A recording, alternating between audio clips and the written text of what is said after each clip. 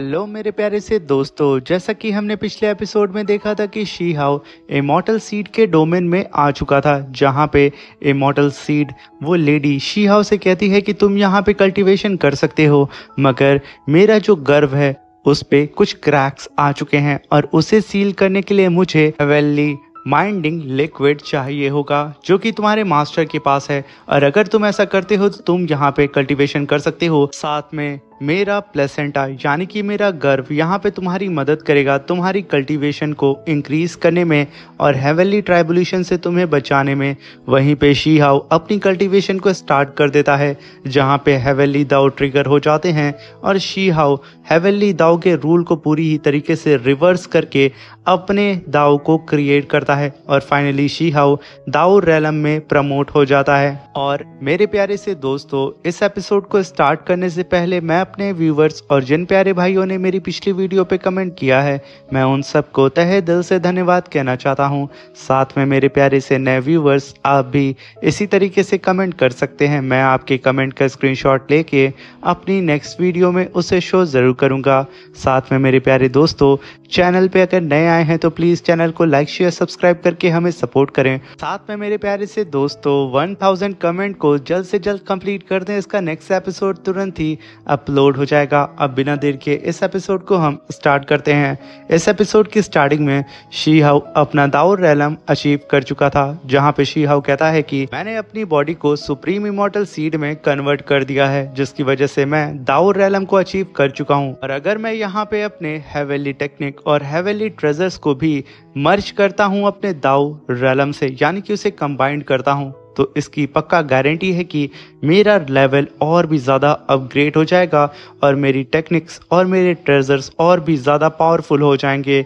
ये कहने के साथ शी हाउ वहाँ पे विलो लीफ मेथड का इस्तेमाल करता है और अपनी एक विलो लीफ को सीधा ही उसी गर्व के अंदर प्लांट कर देता है, जहाँ पे विलो लीफ का ट्री अपीयर हो जाता है और शी हाउ अपनी विलो लीफ को इवॉल्व करने लगता है, साथ में अपने सारे ट्रेजर्स और अपनी हेवनली टेक्निक्स को। ये देख करके वो लेडी कहती है कि ये लड़का पागल तो नहीं हो गया है, ऑलरेडी इसने हेवन एंड अर्थ के विरुद्ध जा करके अपने दाव रैलम को अचीव किया है। अब ये अपने हेवनली टेक्निक और अपने हेवनली ट्रेजर्स को इवॉल्व करने की कोशिश कर रहा है मेरे ही गर्व के अंदर। ये हेवन एंड अर्थ की ऑथोरिटी को चोरी करने की कोशिश कर रहा है। इससे तो मेरा गर्व भी यहाँ पे बचा नहीं पाएगा। हेवन एंड अर्थ इसे पूरी ही तरीके से यहाँ पे डिस्ट्रॉय कर देगा। ये रुक जाए वरना इसकी मौत तय है, इसका एंड यहाँ पे तय है। इसे हेवनली दाव पूरी ही तरीके से यहाँ पे डिस्ट्रॉय कर देंगे। वहीं पे शी हाउ की विलो लीफ टेक्निक की वजह से इसकी सारी ही टेक्निक और विलो लीफ यहाँ पे बहुत ही तेजी से इवॉल्व होते जा रहे होते हैं और उसकी बॉडी से फ्यूज हो रहे होते हैं, मगर तभी वहाँ पे हेवनली दाव एंटर करते हैं और अपनी कई सारी जाइंट बेल को अपीयर करके शी हाउ की विलो लीफ के ऊपर रख के उसे बजाना शुरू करते हैं, जिसकी वजह से विलो ट्री पूरी ही तरीके से सप्रेस हो जाता है। क्योंकि यहाँ पे शी हाउ अपनी सारी ही टेक्निक को अपनी बॉडी से मर्ज कर रहा होता है विलो ट्री के मेथड का इस्तेमाल करके, इसलिए शी हाउ की बॉडी भी विलो ट्री में ट्रांसफॉर्म हो चुकी थी और वो छोटे से फॉर्म में आकर के सीधे ही उस लेडी के पास जाके रुकती है, जहाँ पे वो लेडी उस छोटे से विलो ट्री को हाथ में पकड़ के कहती है कि मैंने यहाँ पे अंदाज़ा सही लगाया था, इसने बहुत बड़ी बेवकूफ़ी कर दी। इसके हाथ में ऑलरेडी एक ग्रेट अचीवमेंट लग चुकी थी, मगर आखिर इसने इतना बड़ा बेवकूफ़ी भरा कदम क्यों उठाया। ये उसका कहना ही था। शी हाउ की जो विलो ट्री होता है वो उसके हाथ से उड़ते हुए सीधा ही फिर से उन सारी ही बेल के बीच में जाके खड़ा हो चुका था, जहाँ पे अब कई सारे हेवनली ट्रेजर्स अपीयर हो चुके थे और उनके बीच में वो छोटू सा विलो ट्री होता है जो कि अपनी पावर को रिलीज किए जा रहा होता है। मगर वहाँ पे हेवनली दाव इतने ज़्यादा नाराज़ हो चुके थे कि वो अब शी हाउ के ऊपर काउंटलेस थंडर स्ट्राइक करने लगते हैं, जिसकी वजह से शी हाउ खुद को प्रोटेक्ट नहीं कर पाता है और वो उन सारे ही ट्रेजर से इंजर्ड होकर के उस लेडी के आंखों के सामने शी हाउ वहाँ पे पूरी ही तरीके से राख में कन्वर्ट हो जाता है, जिसे देख करके वो लेडी एकदम घबराते हुए आगे बढ़ती है और कहती है कि मैं अपने सामने एक ग्रेट कल्टीवेटर को आज हेवनली दाव की वजह से राख होता हुआ देख रही हूँ। ये कहने के साथ वो शी हाउ की बॉडी के राख को उठाते हुए कहती है कि ये अगर चाहता तो अपनी ज़िंदगी को बचा सकता था, मगर इस बेवकूफ़ ने खुद की मौत को गले लगाना सही समझा। ये कहते हुए वो वहाँ पे शी हाओ को लेकर के काफ़ी ज़्यादा अफसोस जता रही होती है, मगर सडन उसने जो हाथ में राख पकड़ी थी वो राख वहाँ पे ब्लिंक होने लगती है और उसके ऑरा को सेंस करके वो लड़की एकदम शॉक्ड हो जाती है। उसे यकीन नहीं होता है कि आखिर ये पॉसिबल कैसे हो सकता है, इसके अंदर तो अभी भी लाइफ एसेंस मौजूद है, आखिर राख के अंदर लाइफ एसेंस कैसे हो सकता है। तभी हम देखते हैं कि वो राख पूरी ही सख्त हो चुकी थी, बिल्कुल एक सीड की तरह, और उसके अंदर हमें शी हाओ की झलक नजर आ रही होती है, जहाँ पे शी हाओ का विलो लीफ उसी के अंदर फ्लोट कर रहा होता है, जिसकी ऑरा को सेंस करके यहाँ पे उस लेडी के होश उड़ जाते हैं कि आखिर क्या ये भी पॉसिबल हो सकता है, आखिर ये सब इसने कब किया और कैसे किया। तभी हम पास्ट का सीन देखते हैं जहाँ पे शी हाओ ने अपने एक विलो लीफ को तोड़ करके अपने से अलग कर दिया था, उसके अंदर अपने वाइन सोल एनर्जी को डाल करके, और यही पैटर्न गॉडेस लियो भी इस्तेमाल करती हैं और इसी चीज़ को फॉलो शी हाओ ने भी यहाँ पे किया था हेवनली दाओ को चकमा देने के लिए। तभी हम देखते हैं कि वो विलो लीफ शी हाओ के बचपन के रूप के फोरहेड के अंदर जाती है। यहाँ पे शी हाओ अपने पास्ट की सारी मेमोरीज को देख रहा होता है, जहाँ पे शी हाओ छोटे फॉर्म में आकर के गॉडेस लियो के हाथों के ऊपर बैठ के शांति से अपनी कल्टीवेशन कर रहा होता है और उसे गॉडेस लियो संभाल रही होती हैं, और ये सब कुछ उसी लेडी के हाथ में मौजूद उस सीट के अंदर हो रहा था, जहाँ पे शी हाओ कहता है कि मैंने एंडलेस सफ़र किया है, मैंने काउंटलेस हेवनली पनिशमेंट को फेस किया है, मैंने ऐसे ही अपने रूट को मजबूत किया है, तभी मैं आज खुद को रीबॉर्न कर पाऊंगा। मैंने एक झलक अपने पास्ट की भी देखी है जो कि मैं अपनी आंखों से आज देख रहा हूँ। क्या गॉडेस लियो इसी पाथ पे चलती थी? क्या गॉडेस लियो ने अपने पास्ट को ट्रांसफॉर्म करके पूरी ही मेमोरी डिवाइन एनर्जी को ओरिजिन में खुद के कन्वर्ट कर दिया था? गॉडेस लियो ने शायद मेरे लिए ही इस डिवाइन रोशनी को छोड़ा था, जिसे मैं आज फॉलो करके अपनी कल्टीवेशन को आगे बढ़ा रहा हूँ और गॉडेस लियो के पाथ पे चल रहा हूँ। इसी पाथ का इस्तेमाल करके मैंने अपनी विलो लीफ के अंदर अपनी डिवाइन सोल एनर्जी को डाल दिया था, जिसकी वजह से मैंने हेवनली दाओ को आज चकमा दे दिया। उनके अकॉर्डिंग मैं तो मर चुका हूँ, मगर मैं मरने के बाद फिर से जिंदा हो रहा हूँ, एक नई बॉडी के साथ, एक नई पावर के साथ और एक नए हौसले के साथ, जहाँ पे हम देखते हैं कि शी हाओ की जो इमॉर्टल सीड उस लेडी के हाथ में होती है वो पूरी ही तरीके से वाइब्रेट करने लगती है और उसके अंदर से दिव्य रोशनी बाहर निकलती है, और उस टेरिफाइंग पावर को देख करके वो लेडी एकदम शॉक्ड हो चुकी होती है और शी हाओ के नेक्स्ट मूव को यहाँ पे वो जज नहीं कर पा रही होती है। और तभी वो सीड उसके हाथ से उड़ते हुए आसमान में जाती है, उसके अंदर से दिव्य रोशनी बाहर निकलती है जो कि शी हाओ का रूप लेने लगती है, जिसे देख करके वो लेडी कहती है कि इस लड़के ने तो हेवन दाओ को बेवकूफ़ बना दिया, इसने यहाँ पे मरने का नाटक करके खुद को अमर कर लिया है। आज मैं यहाँ पे खुद ये सेंस कर पा रही हूँ कि जो इसका ऑरा है वो पूरी ही तरीके से स्टेबल हो चुका है और साथ में इसके हर एक कण में लाइफ पावर फोर्स को मैं महसूस कर पा रही हूँ। ये अजय हो चुका है। वहीं पे शी हाओ पूरी तरीके से फॉर्म हो चुका था और वो अपनी दा लाओ इमॉर्टल स्वॉर्ड को समन करता है, जो कि बड़े ही कूल अंदाज में उस लेडी के सामने अपीयर होती है। यहाँ पे वो लेडी एक तक शी हाओ को देखे जा रही होती है, उसे यकीन नहीं हो रहा होता है कि क्या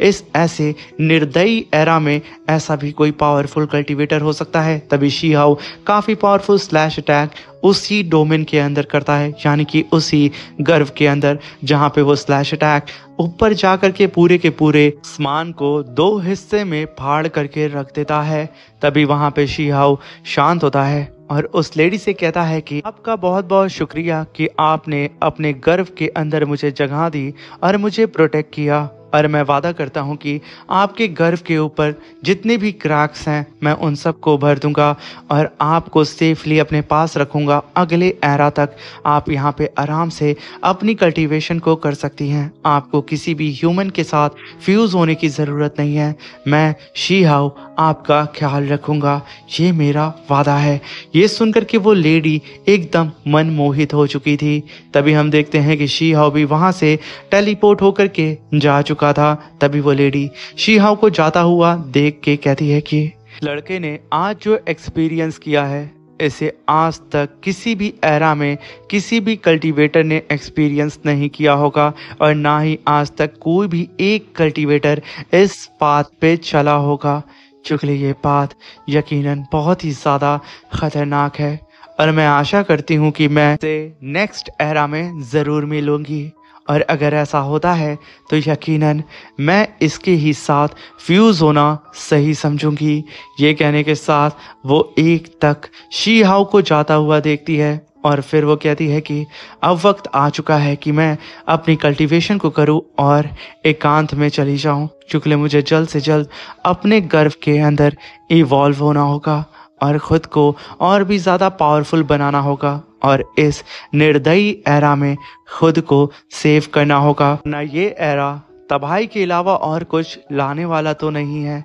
और ये मुझे भी यहाँ नहीं छोड़ेगा। ये कहने के साथ वो धीरे धीरे करके वहाँ से डिसअपीयर हो जाती है और शी हाओ को ढेर सारी शुभकामनाएं बोलती है अपने आने वाले कल के लिए। तभी हम देखते हैं कि शी हाओ उसी इमॉर्टल सीड के अंदर से एक क्रैक को क्रिएट करता है और उसी छोटे से क्रैक के अंदर से शी हाओ स्पिरिचुअल फॉर्म में आ करके बाहर निकलता है। इसी क्रैक को सील करने की बात शी हाओ उस लेडी से कर रहा होता है और तभी हम देखते हैं कि शी हाओ जैसे ही उस इमॉर्टल सीट से बाहर आता है वो एक अलग सी ही जगह पे खुद को पाता है, जहाँ पे शी हाओ अपनी इमॉर्टल सीट को लेते हुए हाथ में कहता है कि आखिर मैं कहाँ पे आ गया हूँ, ग्रेट एल्डर मुझे कहाँ पे लेके आ गए हैं। तभी वहाँ पे शी हाओ अपनी इमॉर्टल सीड को अपने पास रख लेता है, जो कि स्पिरिचुअल फॉर्म में आकर के सीधा ही शी हाओ के हर्ट के अंदर चली जाती है। उसके लिए सबसे ज़्यादा सेफेस्ट प्लेस शी हाओ का हार्ट ही होता है। तभी उस मिस्टीरियस से प्लेस के अंदर से स्पिरिचुअल एनर्जी बाहर निकलती है, जिसके बारे में तो शी हाओ को यहाँ पे ज़रा सा भी अंदाज़ा नहीं होता है। वो सिर्फ यहाँ पे यही सोच रहा होता है कि उसे जल्द से जल्द ग्रैंड एल्डर को ढूंढना होगा, यानी कि ग्रेट एल्डर को। तभी वहाँ पे हम देखते हैं कि वो मिस्टीरियस सी एनर्जी शी हाओ के बेहद करीब आ चुकी थी, मगर शी हाओ की इमॉर्टल सीड इस चीज़ को सेंस कर लेती है और वो शी हाओ के हार्ट से बाहर आती है। शी हाओ को समझ में नहीं आता है कि आखिर यहाँ पे क्या हो रहा है। तभी वो इमॉर्टल सीड अपनी पावर को रिलीज करके उन सारे ही नेगेटिव ऑरा को शी हाओ से दूर कर देती है और शी हाओ को इस अननोन सी जगह में प्रोटेक्ट कर लेती है। यहाँ पे शी हाओ उस स्पिरिचुअल एनर्जी को देख करके उसके यहाँ पे होश उड़ चुके थे कि आखिर वो कैसी जगह पे आ गया है जहाँ की एनर्जी को वो सेंस ही नहीं कर पा रहा है। तभी शी हाओ बिना ही वक्त ज़ाया किए वहाँ से टेलीपोर्ट होकर के ग्रैंड एल्डर के पास चला जाता है, जहाँ पे ग्रैंड एल्डर शी हाओ को आता हुआ सेंस कर लेते हैं और वो खुद एक चट्टान के ऊपर खड़े होकर के उस जगह को बहुत ही बारीकी से ऑब्जर्व कर रहे होते हैं, जैसे कि ग्रैंड एल्डर इस जगह से अच्छी तरीके से वाकिफ़ हैं। तभी शी हाओ ग्रैंड एल्डर के पास आते हुए उन्हें ग्रीट करता है और कहता है कि ग्रैंड एल्डर ने अपनी बॉडी को एज अ सीड में मर्ज करके उसे दाओ रैलम से फ्यूज़ कर दिया और साथ में मेरा ब्रेक थ्रू भी हो चुका है दाओ रैलम में। अब ये सुनकर के ग्रैंड एल्डर पलटते हैं और वो बेहद खुश होकर के शी हाओ के करीब आते हुए कहते हैं कि चाइल्ड रियली तुम सक्सेस हो चुके हो। मुझे यकीन नहीं हो रहा है कि तुम फाइनली उस पाथ पे आगे बढ़ चुके हो जिस पाथ पे चलने के लिए कई सारे कल्टीवेटर्स दावा करते हैं, मगर उनमें से किसी एक कल्टीवेटर के अंदर इतना जिगरा नहीं होता है कि वो इस पाथ के ऊपर चल के अपनी बॉडी को एज अ सीड रिफाइन कर सके और दाओ रैलम पे खुद को प्रमोट कर सके। तुमने जो कारनामा किया है उसे आज हिस्ट्री में रिकॉर्ड किया जाएगा, क्योंकि ये दिन यकीनन बहुत ही ज़्यादा ऐतिहासिक है। ये कहते हुए वो वहाँ पे ज़ोर ज़ोर से हंसने लगते हैं और कहते हैं कि शी हाओ, यकीनन मैं आज बेहद खुश हूँ, तुम्हारे जैसा डिसाइबल पाके तुमने मेरे सपनों को पूरा कर दिया। तभी यहाँ पे शी हाओ को कुछ समझ में नहीं आता है कि आखिर उसने ग्रैंड एल्डर के सपनों को कैसे पूरा कर दिया है। वो बिल्कुल कंफ्यूज होता है। तभी ग्रैंड एल्डर शी हाओ की तरफ बढ़ते हुए कहते हैं कि मैं भी इस बात पे चला था और इसके आधे रास्ते को ही मैं कंप्लीट कर पाया था, क्योंकि मेरे पास इतनी हिम्मत नहीं थी और ना ही मेरे पास गाइडेंस थी कि मैं इस बात को पूरी ही तरीके से कंप्लीट कर सकूं। मगर तुमने शी हाओ मेरे अधूरे पार्ट को आज यहाँ पे पूरी ही तरीके से कंप्लीट कर दिया है। मैं यकीनन आज बहुत ज़्यादा खुश हूँ, क्योंकि मेरा छोड़ा हुआ अधूरा पार्ट आज तुमने उसे पूरा कर दिया है। वहाँ पे शी हाओ ग्रैंड एल्डर को ग्रीट करके उनका धन्यवाद बोलता है इतनी सारी गाइडेंस के लिए। तभी शी हाओ कहता है कि ग्रैंड एल्डर, मेरे पास जो इमॉर्टल सीड है, ये कहने के साथ शी हाओ अपनी इमॉर्टल सीड को अपने हार्ट से बाहर निकालते हुए ग्रैंड एल्डर को दिखाते हुए कहता है कि इस इमॉर्टल सीड के गर्भ के ऊपर कई सारे क्रैक्स पड़ चुके हैं। हमें इसके गर्भ यानी कि प्लेसेंटा को यहाँ पे हील करना होगा हेवन मेंडिंग मेडिसिन का इस्तेमाल करके। प्लीज़ ग्रैंड एल्डर मेरी मदद करें इसे पूरी ही तरीके से रिपेयर करने में। ये सुनकर के ग्रैंड एल्डर वहाँ हंसते हैं और बिना ही वक्त ज़ाया किए वहाँ पे एक बोतल को अपने पास समन करते हैं और उसे उठा करके शी हाओ को दे देते हैं। तभी शी हाओ उसे लेते हुए कहता है कि heaven mending pavilion, heaven mending sect और 9 हेवन, इन तीनों से ही ऊपर हेवन मेंडिंग दाव है।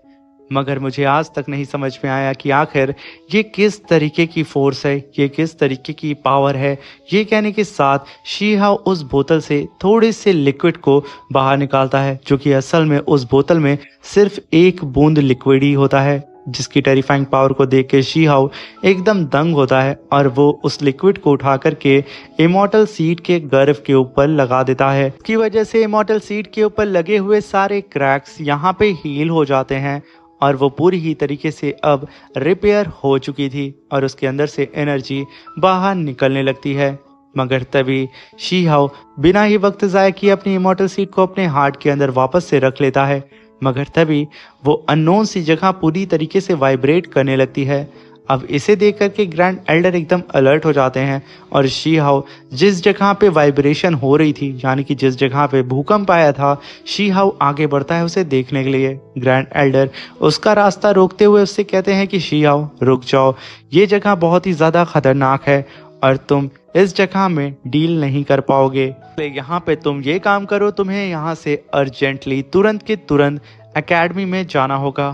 और बाकी चीज़ें मैं तुमको डिटेल में रास्ते में टेलीपैथी के थ्रू बता दूंगा, मगर तुम तुरंत यहाँ से निकलो। शी हाओ ये सुन करके वहाँ से तुरंत ग्रैंड एल्डर को ग्रीट करता है और उस एक की ओर देखता है जहाँ से वाइब्रेशन आ रहा था। वो उसे देख करके तुरंत पलटता है और टेलीपोर्ट होकर के तियानशेन एकेडमी की तरफ जाने लगता है, जिसे जाता हुआ देख करके ग्रैंड एल्डर कहते हैं कि अब मुझे नहीं पता कि आखिर इस जगह पे और कौन सा खतरा अपीयर होने वाला है। इसी के साथ मेरे प्यारे से दोस्तों ये शानदार सा एपिसोड यहाँ पे ख़त्म होता है। Thank you for watching, bye bye, take care, love you all.